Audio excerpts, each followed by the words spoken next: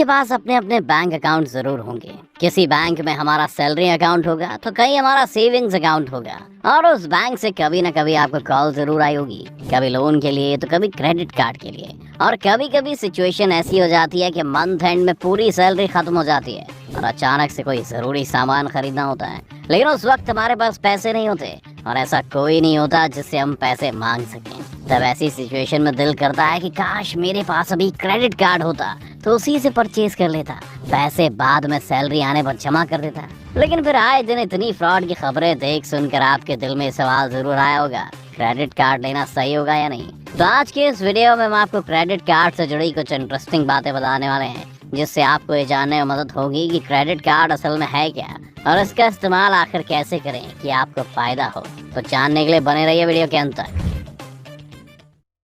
रोजमर्रा की जिंदगी में अपने ऑफिस कलीग से या पड़ोसियों के मुंह से आपने क्रेडिट कार्ड के बारे में डरावनी खबर जरूर सुनी होगी कि इसके साथ ये फ्रॉड हो गया, उसके साथ इतने लाख का फ्रॉड हो गया। और इन्हीं सब खबरों के कारण कुछ सुनी सुनाई बातों पर भरोसा करके हम क्रेडिट कार्ड से दूर रहना ही सही समझते हैं। तो सबसे पहले हमें ये जानना जरूरी होगा कि क्रेडिट कार्ड आखिर है क्या चीज, ताकि हम ये समझ पाएं कि सच में मार्केट में जो क्रेडिट कार्ड के बारे में बातें फैल रही हैं वो सच है या अफवाह। आप सभी के पास दोस्तों डेबिट कार्ड तो हो गई, जिसे हम सब लोग आम बोलचाल की भाषा में एटीएम कार्ड भी कहते हैं। एक क्रेडिट कार्ड भी बिल्कुल वैसा ही होता है। क्रेडिट कार्ड एक प्लास्टिक का कार्ड होता है जिसके पीछे मैग्नेटिक स्ट्रिप्स लगी होती हैं ताकि कार्ड को मशीन रीड कर सके। कार्ड में सामने कार्ड होल्डर का नाम लिखा होता है, card issue date, expiry date, ऊपर कार्ड नंबर होता है और पीछे CVV नंबर होता है। तो क्रेडिट कार्ड बेसिकली प्लास्टिक का वो कार्ड होता है जो बैंक आपको आपके क्रेडिट स्कोर के बेस पर देती है। या तो आप पहले से ही इसके लिए एलिजिबल होते हैं या आप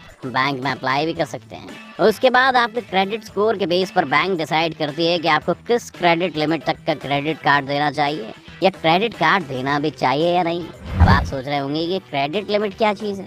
तो कार्ड की एक लिमिट होती है जो तय करती है कि आप एक महीने में कितना पैसा खर्च कर सकते हैं, क्योंकि पैसा आपके बिहाफ में बैंक पे करती है। इसीलिए बैंक बहुत ध्यान से कस्टमर के जॉब रोल और क्रेडिट स्कोर को ध्यान में रखते हुए लिमिट तय करती है कि कस्टमर इतना अमाउंट खर्च करने के बाद पैसे वापस कर पाएगा या नहीं।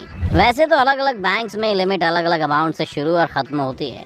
जैसे कि एग्जाम्पल के तौर पर मान लीजिए कि आपकी क्रेडिट लिमिट है 30,000 रुपए, तो एक महीने में आप क्रेडिट कार्ड से 30,000 तक ही खर्च कर सकते हैं। अब आप कहेंगे कि क्रेडिट लिमिट तो ठीक है, पर ये क्रेडिट स्कोर क्या भला है। तो आपको बता दें कि कुछ लोग ऐसे होते हैं जिन्होंने पहले से ही बैंक में कोई लोन लिया होता है और कभी कोई किश्त लेट से भरी होती है या फिर उनका चेक बाउंस हुआ रहता है। ये बेसिकली बैंक का एक ग्रेडिंग सिस्टम होता है जिससे बैंक अपने कस्टमर्स को ग्रेड करती है कि कौन सा कस्टमर बैंक की फैसिलिटीज के लिए एलिजिबल है। एग्जाम्पल के तौर पर मान लीजिए कि कोई कस्टमर जिनका कोई भी पेमेंट कभी नहीं रुकता, कोई भी चेक कभी बाउंस नहीं होता, सारी पेमेंट अप टू डेट रहती है, उनके बैंक अकाउंट में हमेशा बैलेंस मेंटेन्ड होता है, तो वो A ग्रेड का कस्टमर होगा। और जिन कस्टमर का लोन टाइम पर पे नहीं होता और चेक बाउंस हो जाता है या वो मिनिमम अमाउंट अपने बैंक अकाउंट में मेंटेन करके नहीं रखता है, तो उसे D ग्रेड का कस्टमर मान सकते हैं। ऐसे ही ग्रेडिंग सिस्टम को बैंकिंग लैंग्वेज में क्रेडिट स्कोर कहते हैं। ये क्रेडिट स्कोर 300 से 900 नंबर क्या होता है।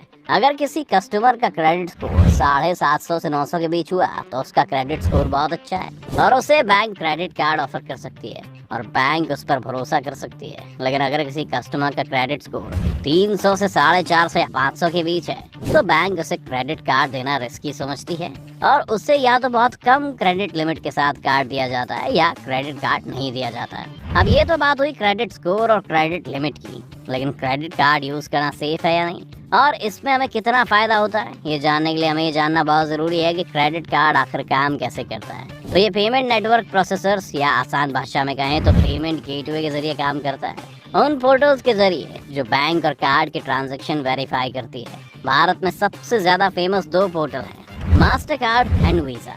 और डेबिट कार्ड के बारे में बात करें तो रुपए डेबिट कार्ड ही बेसिक लेवल पर हर बैंक प्रोवाइड करती है। ये पोर्टल्स बैंक और कार्ड के दरमियान होते हैं और सारे पेमेंट्स के लिए बीच का माध्यम बनते हैं। भारत में तो फिलहाल अभी मास्टर कार्ड की मैन्युफैक्चरिंग बंद हो गई है क्योंकि मास्टर कार्ड ने RBI के कुछ गाइडलाइन फॉलो नहीं किए हुए थे, जिसकी वजह से RBI ने इसके लिए नए कार्ड्स मैन्युफैक्चरिंग पर रोक लगा दी है।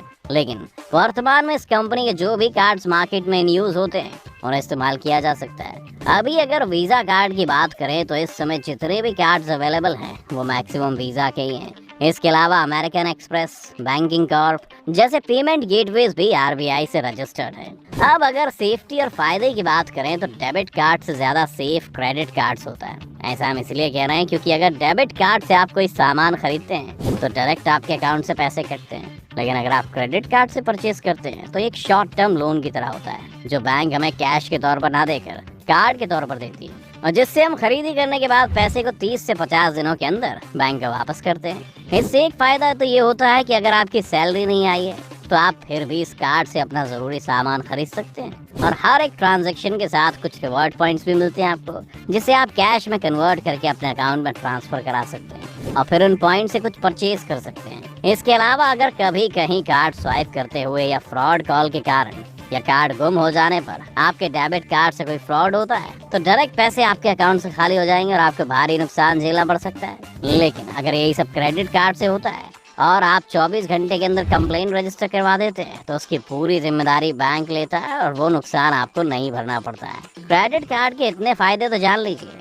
अब बात करते हैं इससे होने वाले नुकसान की। हमें क्रेडिट कार्ड से नुकसान कैसे हो सकता है? ज्यादातर लोगों को अपनी बेवकूफियों के कारण ही नुकसान झेलना पड़ता है, चाहे वो फ्रॉड कॉल पर सीवीवी या कार्ड नंबर बताकर हो या गलत कार्ड लेकर। बैंक में अलग अलग तरह के क्रेडिट कार्ड दिए जाते हैं, नॉर्मल क्रेडिट कार्ड, प्राइम और सिल्वर क्रेडिट कार्ड, एलीट और प्लैटिनम क्रेडिट कार्ड, जिसमें आपको बताया जाता है कि जितने ज्यादा एनुअल फी वाला कार्ड होगा उतने ज्यादा रिवॉर्ड पॉइंट्स आपको हर ट्रांजैक्शन पे मिलेंगे।